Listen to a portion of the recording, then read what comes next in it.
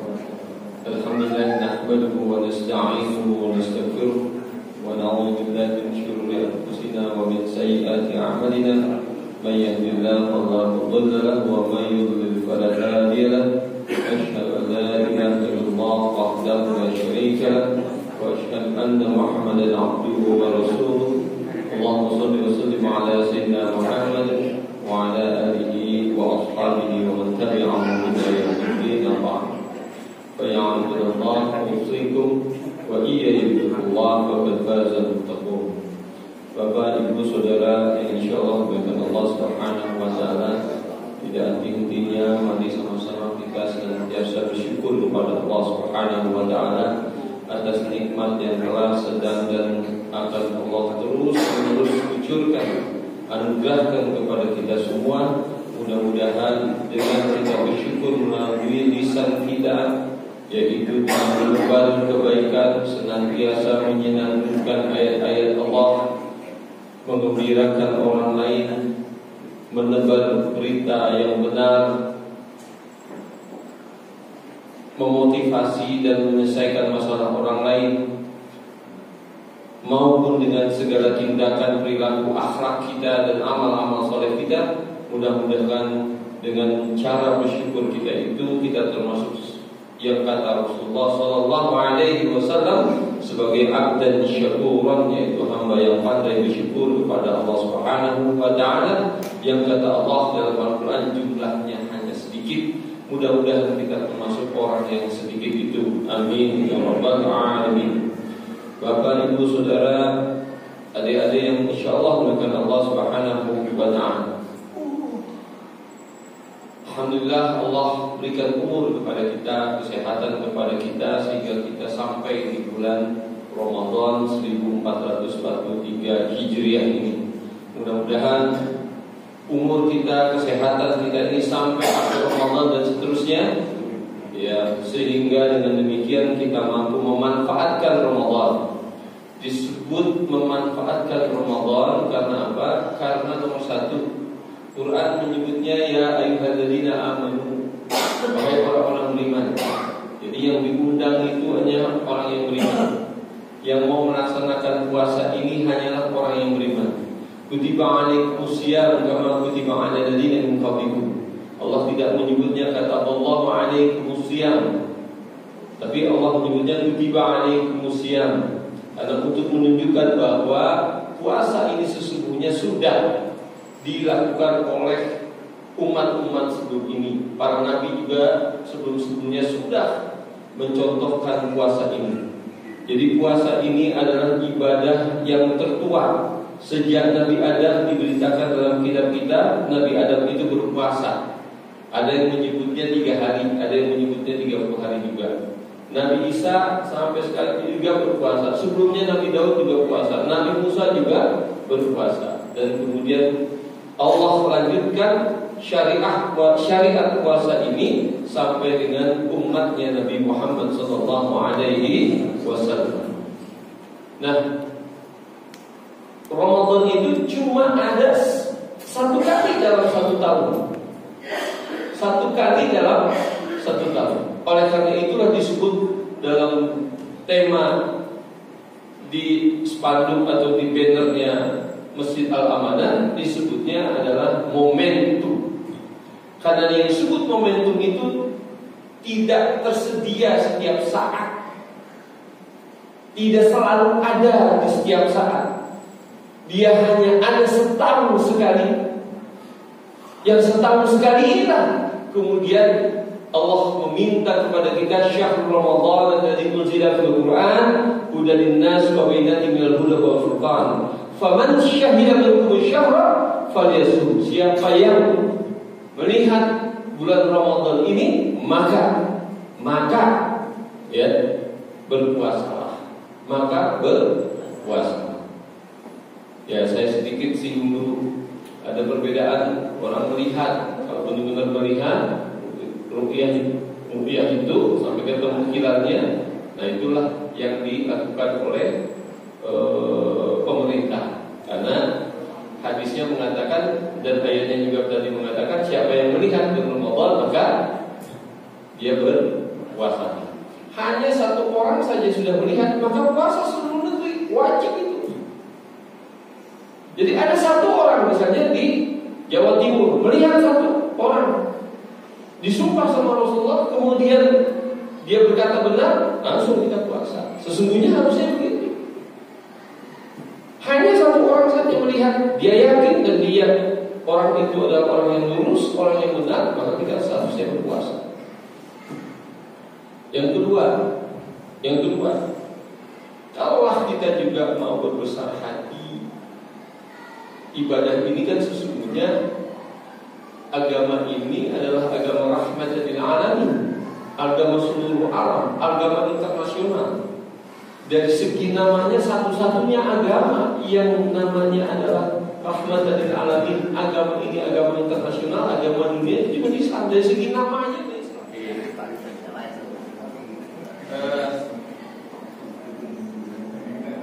Jadi ini agama yang agama dunia, ya satu-satunya yang dari segi namanya saja dan menebar salam, menebar kebaikan, menebar kesejahteraan kepada seluruh umat manusia. Kemudian misalnya begini, Arab Saudi menyatakan bahwa besok puasa, maka seluruh dunia harusnya puasa. Seluruh dunia, kan bedanya cuma 4 jam. Kita duluan, kita tunggu saja. Maka dengan itu seluruh dunia akan sama, kecuali yang beda 12 jam. Kita dengan Amerika itu beda 12 jam. Maka nanti Idul Fitrinya juga seluruh dunia sama. Seluruh dunia sama. Nah inilah agama yang rahmatan lil alamin, agama dunia, agama internasional. Maka agama Islam ini adalah bukan hanya agama internasional, tetapi agama sejak awal. Jadi kalau ada sejarawan bilang bahwa Islam itu muncul belakangan, itu adalah keliru. Agamanya Nabi Adam adalah sama, yaitu Islam. Terus Nabi Nuh semua agama itu sama. Nabi Isa itu agamanya Islam. Kenapa? Nabi Isa bilang Ishhadu bi anna muslimun, saksikanlah oleh kalian bahwa saya adalah seorang Muslim. Itu Nabi Isa yang ngomong. Ini salah lagi, ya kan? Ini agama bukan hanya mencakup dunia, tapi adalah sepanjang sejarah adalah yang benar adalah Islam. Sejak dari Nabi Adam sampai dengan sekarang. Oleh karena itulah diabadikan dalam Al-Quran. Nabi Adam ada diabadikan dalam Al-Quran sejak mulai Al-Baqarah ayat 30. Wa qala rabbuka lil malaikati inni ja'ilun fil ardi khalifah. Itu Nabi Adam itu khalifah yang pertama di muka bumi. Kan? Khalifah pertama di muka bumi. Itu khalifah. Oke. Lalu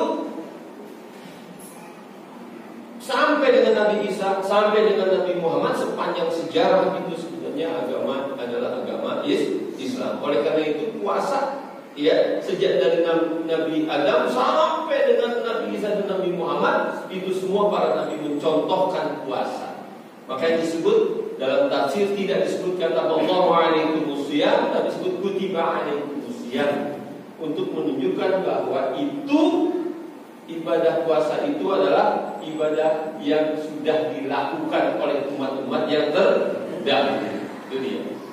Kemudian asyam, kita bahas tentang puasa, yaitu menahan, tidak makan, tidak minum, menahan nafsu dari mulai fajar sampai dengan terbenamnya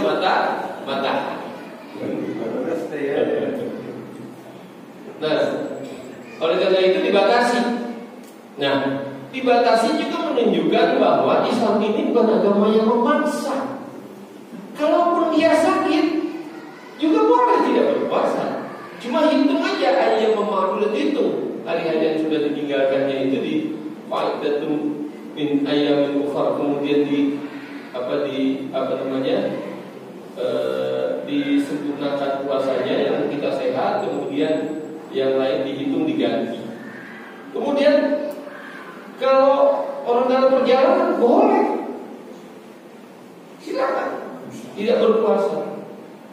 Tapi ingat, kalau orang tua kan masa dia harus dipaksa puasa, makanya diminta bayar fidyah. Makanya kata Allah, yuridullahu bikumul yusra wa la yuridu bikumul usra. Allah ingin bikin kemudahan bagi kamu, tidak pernah ingin kesusahan bagi kamu. Jadi ibadah kita ini tidak ada yang sulit. Ibadah kita ini semua dimudahkan oleh Allah Subhanahu wa taala. Dimudahkan oleh Allah Subhanahu wa taala. Mau sholat nggak bisa berdiri dulu, nggak bisa duduk berbaring, nggak bisa apa-apa, pakai kedipan mata juga nggak ada masalah. Gitu. Dimudahkan oleh Allah Subhanahu wa taala. Jadi nggak ada agama yang memaksa. Jadi ini ada kaitannya nanti, ada kaitannya. Maka disebut ya ayyuhalladzina amanu. Yang disuruh adalah yang punya komitmen kepada Allah Subhanahu wa taala bahwasanya Quran ini adalah hudal lil muttaqin, petunjuk dari Allah Subhanahu wa taala yang mesti diikuti oleh orang beriman. Oleh karena itu, orang yang berpuasa adalah orang meyakini bahwa Quran itu la raiba fihi. Allah adalah satu-satunya Tuhan, la raiba fihi, tidak ada keraguan di dalam ayat-ayat Al-Quran itu. Makanya dia puasa. Karena nggak ragu bahwa ini diperintahkan Allah dalam Al-Quran, maka kita puasa. Kita meyakini itu. Nah, kalau orang yang nggak meyakini, coba aja kita lihat. Orang yang tidak meyakini yu'minuna bil ghaibi wa yuqimuna sholata, tidak beriman kepada yang lain, coba aja. Mungkin puasa kelihatan sekarang di sini, di rumah, tapi di luar nggak puasa lagi. Itu kata yu'minuna bil ghaib. Nah, sekarang puasa tadi apa itu? Makan, minum ditahan, terus kemudian nafsu juga ditahan sampai dengan nafsu berhubungan dan seterusnya ditahan. Nah, pertama Allah informasikan dalam surah Al-Imran ayat 14. Zuina lin-nasi bisyahwat minan nisa wal banin wal qanatiril minal dhahabi wal fiddah wal khairil musawwamah wal an'am wal harth. Ada 6 yang dijadikan indah dalam pandangan manusia. Indah dalam pandangan manusia. Nomor 1 adalah syahwat minan nisa. Ya, syahwat kepada lawan jenis.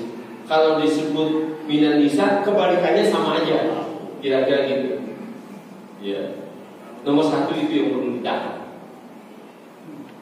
Nah, minan nisa dalam arti yang luas, syahwat itu apa? Nafsu itu apa? Kalau Quran nyebutnya rumusannya inna nafsa la amaratun bisu. Semua yang mengajak kepada keburukan itu namanya adalah nafsu. Yang kedua wal banin. Senang, bangga kalau anak-anaknya sukses sekolah di PTN, perguruan tinggi negeri dapat atau dapat beasiswa di luar negeri, kerja di tempat yang bagus-bagus, punya aset rumah, punya aset mobil, bangga dia. Apalagi anaknya banyak, semua sukses-sukses semua.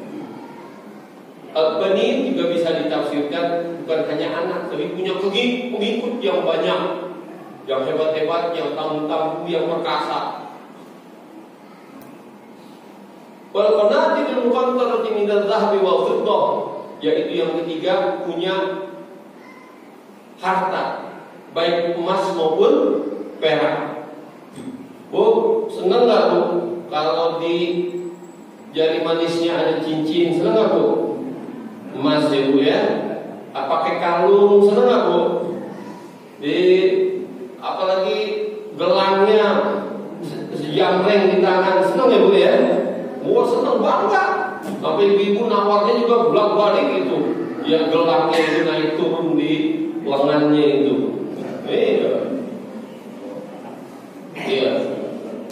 Bangga dia memamerkan itu. Walaupun nanti dengan zahabi wal fiddah, yaitu dengan emas maupun perak. 3. Yang keempat, wal khairil musawwamah, kendaraan. Orang senang. Ya, dia punya mobil, motornya yang bagus-bagus, mobilnya dikoleksi yang bagus-bagus. Ada orang yang koleksi mobil berapa banyak, ya kan? Ya kan? Sakit jiwa itu sesungguhnya dia. Ya, jangan dibilang itu orang sukses, itu orang sakit jiwa. Gak buat apa mobil gak akan pakai, cuma ada di garasi. Buat apa coba? Gak ada manfaatnya. Fungsi mobil kan untuk dimanfaatkan. Jadi jangan dianggap itu orang sukses. Nanti kita akan sampai puasa itu dengan ukuran orang sukses. Ya, akan sampai itu pada ini ilmunya ilmu sosiologi ekonomi namanya. Jadi wal khairul musawwamah. Kemudian apa lagi? Setelah itu walan am. Pengen binatang ternak. Punya derans. Kalau orang boleh ke sana. Punya ternak kambing, ternak sapi yang bagus-bagus segala macam. Termasuk yang ternak burung. Nah itu dia, ya. Burung yang bagus-bagus, ternak ayam. Ada yang ikan senengnya begitu, ya, yang bagus-bagus. Dia untuk itu dijadikan indah memang dalam pandangan manusia seperti itu. Kemudian yang keenam adalah al-harth, yaitu adalah perkebunan.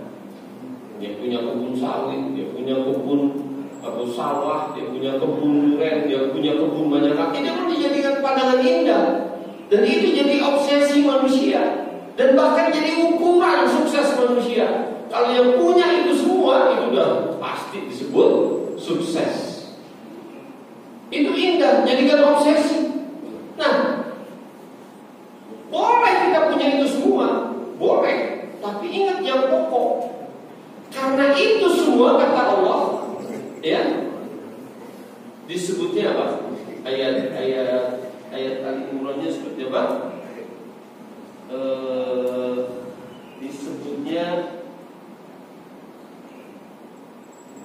Dzalikal mata'ul hayatid dunya, itulah kesenangan sementara. Itu dia. Maka itu juga ada kemenangan temporer, kesenangan yang sedikit.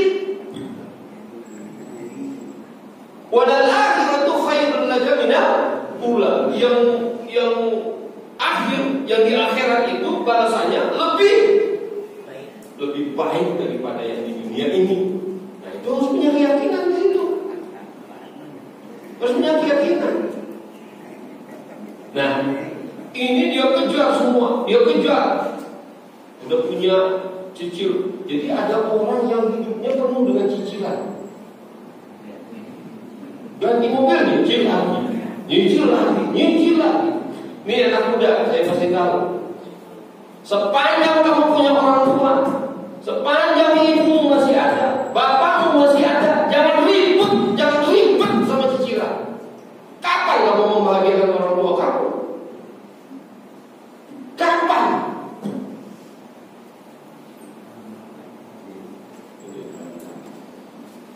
Alasan gak ngasih karena ada cicilan, masih ribut cicilan. Kapan kita membahagiakan orang tua? Yang kedua, ayat muda, sebelum terlanjur lebih jauh, buat orang tuamu bahagia di masa tua. Buat orang tuamu jadi rajin ibadah, lebih senang ibadah. Jangan sibuk ngurusin cucunya. Bikin sejak dari awal bagaimana orang tua itu senang. Jangan makin capek. Udah kita diurus sama dia sejak kecil, dia diminta lagi sama kita urus anak kita, cucu kita. bahagia, buat dia senang. Makanya anak muda jangan cengeng, gagah, harus gagah. Apalagi laki-laki harus gagah. Nomor satu, nggak punya, ya udah jangan pinjam semua orang lain. Nggak punya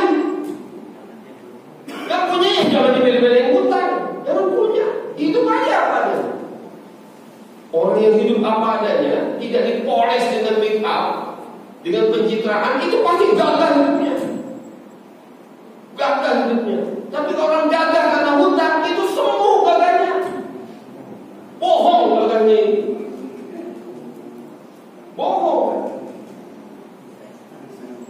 Oleh karena itu anak muda harus gagal. Selesaikan masalah keluarganya sendiri. Selesaikan. Nah, karena itu orang tua harus mempersiapkan diri. Ya, bagaimana mendidik anak-anaknya. Ini ada bab selanjutnya, nanti insya Allah kita akan sampaikan bagian dari bagaimana menebar nilai-nilai Islam dalam masyarakat. Salah satunya adalah mulai dari keluarga. Nah, ini jadi obsesi, jadi keinginan, sehingga sepanjang hidupnya dia mengejar ini.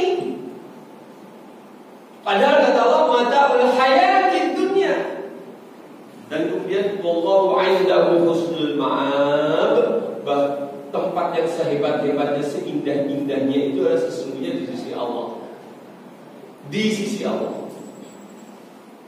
Nah, kemudian ayat ini selanjutnya mengatakan bahwa orang-orang yang mendapatkan husnul ma'ab, ya, yang disebut dengan husnul ma'ab, ya, yaitu dapat tempat di sisi Allah seindah-indahnya, itu adalah disebut oleh Allah as-sabirina, yang kedua was-sadiqina, yang ketiga wal-qanitina, yang keempat wal-munfiqina, yang kelima wal-mustaghfirina. Di yang lima itu yang dapat husnul ma'ab. Husnul ma'ab, ya. Nah, puasa ini mengajarkan kita sabar. Sabar menahan.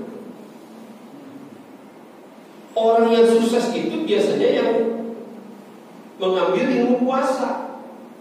Waktu dia kuliah, dia sabar, tidak ganti baju baru, sabar, tidak ngikutin model, sabar, tidak ngikutin teman-temannya kesana kemari. Yang penting bisa kuliah sampai selesai, yang penting bisa beli buku, yang penting bisa bayaran kuliah. Itu dia namanya sabar. Kalau bahasa orang dulu namanya tirakatan. Orang yang sabar itu, orang yang puasa itu, ya, maka dia akan sukses. Yang jadi masalah adalah orang yang tak sabar, pengen kaya mendadak. Maka bisnisnya narkoba, pengen kaya mendadak. Yang korupsi, pengen kaya mendadak. Saya kasih tahu sama Bapak Ibu, yang korupsi, yang ambil hak orang lain, ya kan? Kemudian hidupnya senang. Itu kata Rasulullah SAW. Apa katanya? Itu rezeki dia nanti di masa tua. Udah diambil sama dia sekarang. Nanti begitu tua makanya stroke, anaknya bandel, nggak pada sholat, punya warisan jadi rebutan. Udah begitu anaknya narkoba. Nah, itu dia. Akhirnya di masa tua dia udah nggak punya rezekinya lagi untuk hidup senang. Nggak punya. Padahal kita di masa tua itu senang itu kan apa? Kalau punya keturunan yang sedap dipandang mata, qurratu a'yun, sedap dipandang mata, qurratu a'yun. Jadi jangan salah, jangan salah orientasi. Nah, puasa itu membuat kita punya orientasi, yaitu dunia akhirat. Bukan hanya dunia, tapi dunia akhirat. Nah, puasa itu mengajarkan kita, meskipun kita sendirian, kita tetap puasa. Meskipun kita di kamar nggak ada orang lain,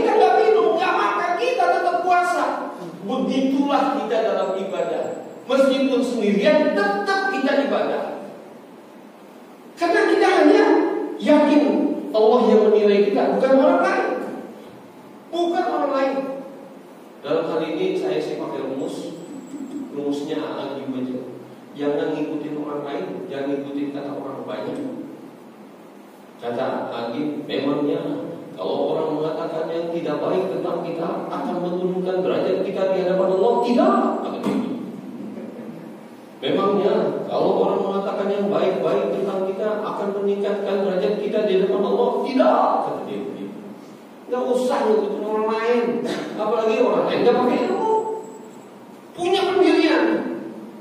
Al-haq min rabbik fala takunanna minal mumtarin. Yang hak itu datangnya dari Allah, meskipun seluruh orang banyak ini mengatakan itu salah, tapi kita yakin ini dari Allah. Jangan terus. Ini warnanya hitam, saya bilang ini hitam, tapi bapak-bapak bilang ini warnanya putih. Kira-kira yang gila siapa? Kalau pakai ukuran itu, saya yang gila. Karena saya sendirian yang bilang ini hitam. Saya sendirian yang bilang hitam, kan ada ceritanya. Jadi si Bago mau jual sapi ke pasar, ketemu orang di tengah jalan. Gong, lu mau jual kambing? Mau apa? Sapi, kambing ini dibawa-bawa mau ke pasar, mau dijual. Iya, berapa kambing lu mau jual? Dia kan mikir, ini kan sapi yang dia bawa, tapi dia bilang kambing. Ini sapi, marah dia kan? Ini sapi, kenapa lu bilang kambing? Nah itu mata lu yang udah buram. Ini kambing, kan? Dia mulai mikir-mikir. Ketemu orang yang kedua di tengah jalan. Mau ke pasar, mau jual kambing. Nah, gimana kan ditanya itu kan? Dia mulai ragu nih. Ini kambing apa? Sapi. Ini kambing apa sapi? Dia mulai ragu.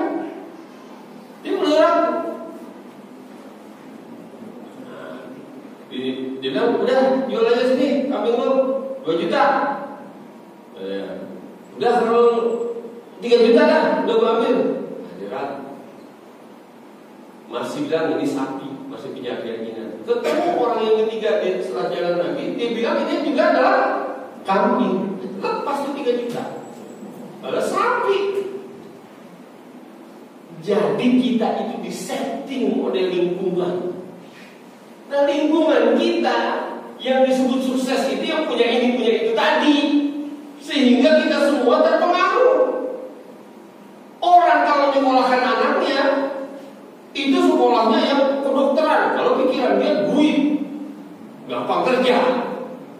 Komputer, gampang kerja. Pikiran ke duit. Kalau sekolah, kuliah, jurusannya adalah ekonomi, wah gampang kerja. Pikirannya itu. Pada cari ilmu untuk mencari duit. Nomor 1 cari ilmu kata Rasulullah supaya kita bisa menjadi orang yang bermanfaat bagi orang lain dengan ilmu kita. Bukan cari duit. Coba niatnya kita luruskan. Kita pakai niat dari Rasulullah. Niatnya nyekolahin anak kita ini supaya dia bisa bermanfaat dengan ilmunya bagi orang lain. Kira-kira kalau dia bermanfaat bagi orang lain punya kerjaan enggak? Pasti punya kerjaan. Kalau dia punya manfaat bagi orang lain pasti dibutuhkan nggak sama orang lain? Pasti dibutuhkan. Jadi salah orientasinya. Jadi duit salah. Bermanfaat bagi orang lain dalam kerangka ibadah kepada Allah Subhanahu wa Ta'ala. Nah, jadi ini ada orientasi yang dirubah di puasa itu. Nah, yang jadi masalah kita ini kan sholat ini kan untuk akhirat. Tapi kita buat jadi dunia. Sehingga kita namakan menduniakan akhirat. Menduniakan akhirat. Nah malu lah gak sholat Jumat. Itu gara-gara malu karena sama orang gak sholat Jumat. Malu lah gak sholat di bulan Ramadan. Malu karena orang. Itu namanya menduniakan akhirat. Akhirnya tidak akhiratnya hilang. Yang benar akhirat mengakhiratkan dunia.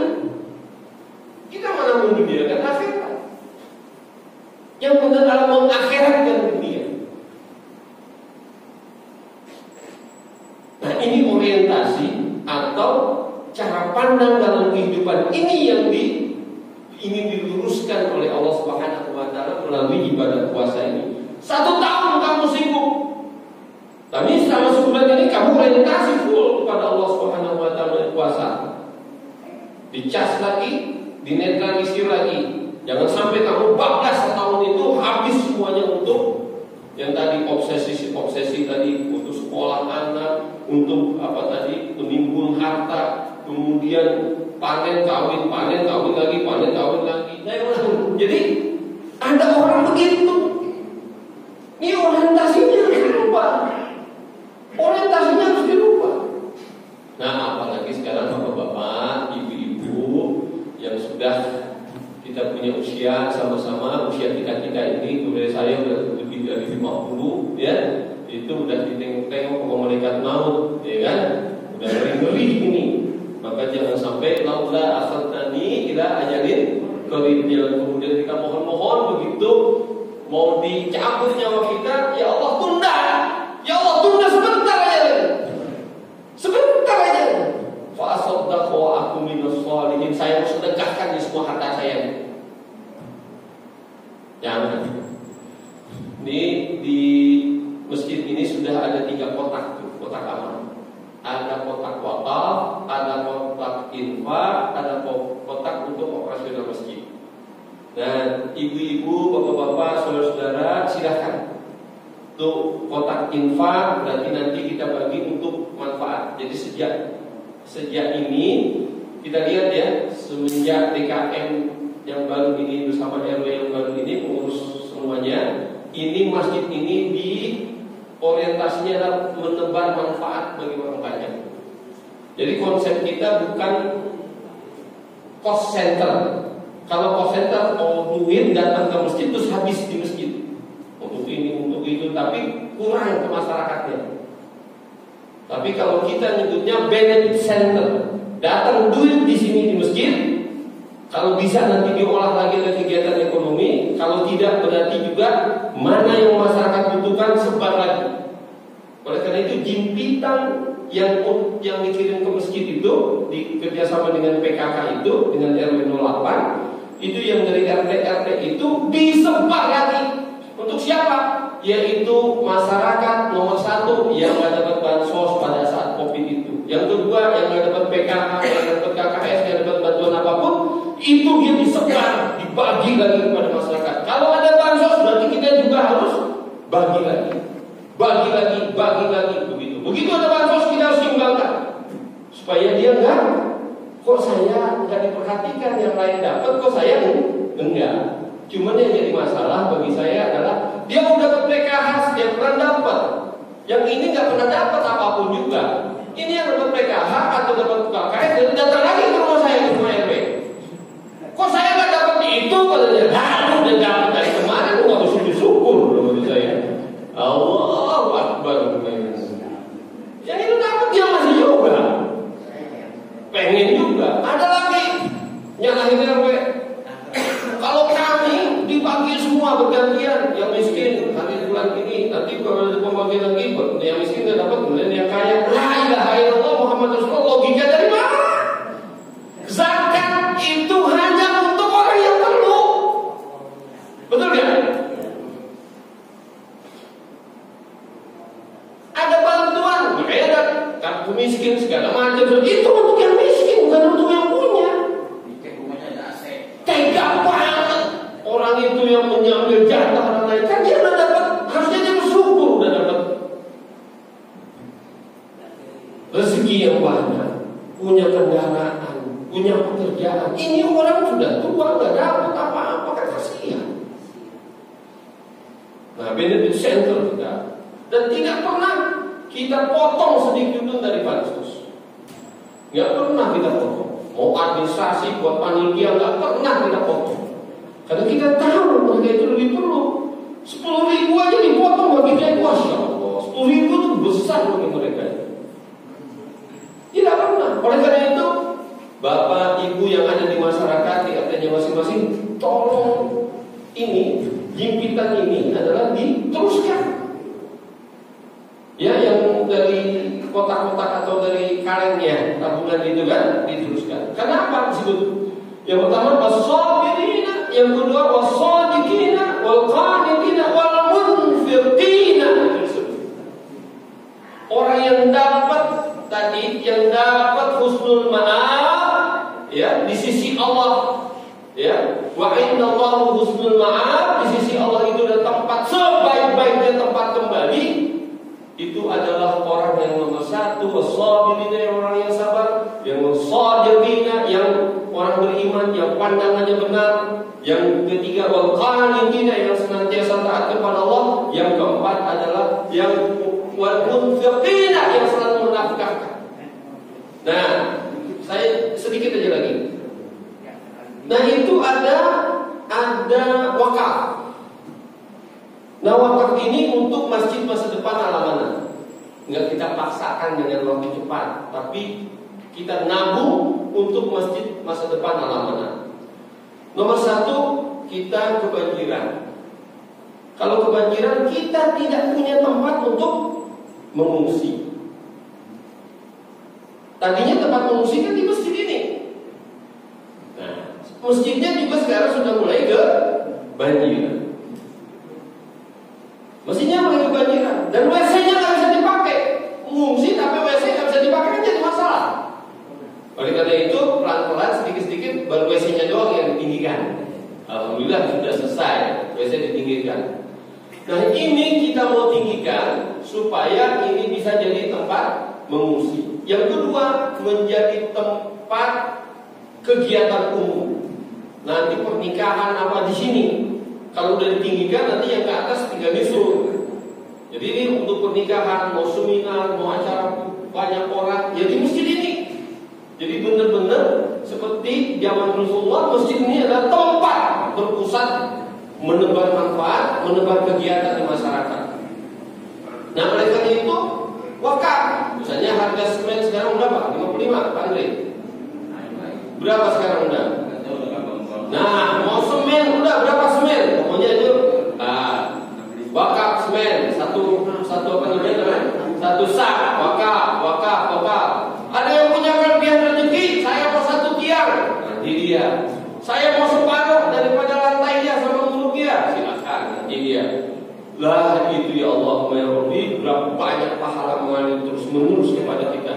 Saya ingatkan satu ulama besar Betawi yang selalu saya kutip di sini, apa dia bilang dalam dalam memotivasi wakaf. Kata ulama Abdullah Syafi'i itu, Kiai Haji Abdullah Syafi'i itu apa katanya? Jangan pernah ente ketinggalan dalam kebaikan. Harta ente punya satu paku, itu paku harus tempel di tiap masjid. Kata dia. Jangan ketinggalan, hanya satu sak. Jangan ketinggalan. Yang mau 1 meter keramik, jangan pernah ketinggalan. Jangan pernah ketinggalan. Apalagi yang nanti udah 1 tiang 30 juta kalau sampai atas, ya bikin 1 tiang. Insya Allah luar biasa untuk masa depan generasi kita ke depan. Makanya gambarnya sudah dibuat. Gambarnya walaupun nggak di zaman kita membangunnya, tapi udah kita rintis untuk masa depan masjid ini. Dan uang wakaf itu sudah dipakai untuk operasional. Dia untuk bagaimana masjid ini di masa depan benar-benar bermanfaat bagi masyarakat. Nah, ini adalah sebenarnya dari wakaf-wakaf ini harus kita gunakan. Itu amal soleh. Karena kantor RW dipakai posyandu, posbini dan seterusnya. Tapi alhamdulillah masjid juga punya ruangan. Zaman Pak Hartoyo dengan Pak Trisno, Pak Haji Trisno dan kawan-kawan sudah membangun ini ruangan ini bisa dipakai semua untuk kegiatan-kegiatan yang tadinya kantor RW bisa dipakai di masjid, sehingga masjid itu warnanya untuk kegiatan masyarakat lebih bagus lagi. Nah, kalau jangan tinggalan wakaf.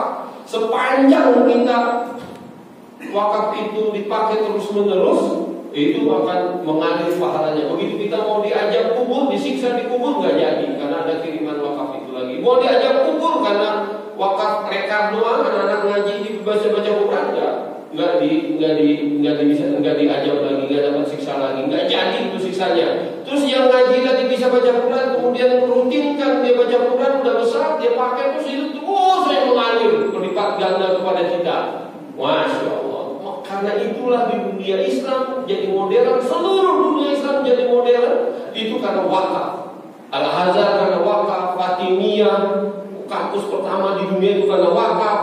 Umar bin Affan itu punya perkebunan itu karena bisa membuat masyarakat ini punya pekerjaan dan seterusnya itu karena wakaf. Sejarah wakaf dalam perang dunia itu dirampok lagi itu sama yang menang. Jadi wakaf-wakaf itu hilang lagi. Sama penjajahan wakaf-wakaf itu hilang lagi. Dan sekarang wakaf ini harus kita buat. Wakaf banyak yang harus kita lakukan, terutama untuk bagaimana masyarakat kita ini, nilai-nilai dalam masyarakat kita ini, nilai Islam ini terwujud. Dalam sopan santunnya yang paling kecil lah ini dan ini. Gimana ini sebenarnya yang paling bagus kita punya tempat sendal supaya kelihatan rapi semuanya. Nah besok-besok bapak-bapak, ibu-ibu kasih tahu juga sama anak-anaknya, masjid ini harusnya adalah orang yang tunduk pada Allah, yang suka kepada kerapihan, pada keindahan. Oleh karena itu sendalnya langsung yang dibuat susun yang rapi. Susun yang rapi menghadap langsung ke sana supaya kelihatan rapi. Sebenarnya nggak menghadap sana juga asal rapi kelihatan. Ini kan orang udah ada sendal rapet, dia mau sendalnya masuk di situ digeser. Main-main ya, wah Muhammad terus tumbuh dengan saya. Iya, tolong semuanya. Ayo saya sih sebenarnya untuk contohin kepada generasi muda, anak-anak. Kita contohkan yang tua-tua, kita contohkan. Begitu masuk masjid, susun yang rapi, langsung menghadap keluar. Kenapa menghadap keluar? Terutama apalagi orang yang sudah tua, biar aja dia menghadap ke situ. Karena dia susah, untuk membungkuk aja susah. Nah kita yang ngebalikin. Kita yang satu puasa ini adalah membuat orientasi kita diluruskan kembali. Bahwa orientasi kita bukan hanya dunia, tapi dunia akhirat. Hasanah fi dunia, hasanah fil akhirat. Itu dia. Yang kedua, bahwa orang yang diberikan oleh Allah husnul ma'ab, yaitu kesenangan yang berlimpah ruah di jannahnya Allah Subhanahu wa taala yang lebih berharga daripada isi dunia ini, adalah yang wasabirina, yaitu orang yang niatnya, pikirannya oleh yang benar tindakannya, dalilnya jelas. Wal qanitina, yang selalu taat kepada Allah Subhanahu wa taala. Yang keempat, yang munfik disebutnya munfiqina, yaitu orang yang senantiasa berinfak di jalan Allah Subhanahu wa taala. Yang kelima adalah mustaghfirina bil ashar, yaitu orang yang senantiasa minta ampun sebelum datangnya fajar. Jadi bapak-bapak datang ke masjid, kemudian sebelum kita sholat atau sebelum subuh kita berdoa kepada Allah, itu adalah waktu-waktu yang mustajab. Minta ampun kepada Allah itu yang utama. Jadi kalau bapak pergi haji, tawaf, jangan minta rezeki, bukan soal anak itu. Minta ampun dulu, itu yang utama. Minta ampun dulu, itu yang utama. Rezeki belakangan. Minta anak-anak yang bagus, soleh dan soleha, itu yang diduluatkan. Bukan minta rezeki rumah, bisnis, bukan. Itu dia, minta ampun kepada Allah, keluarga yang soleh dan soleha, dan seterusnya.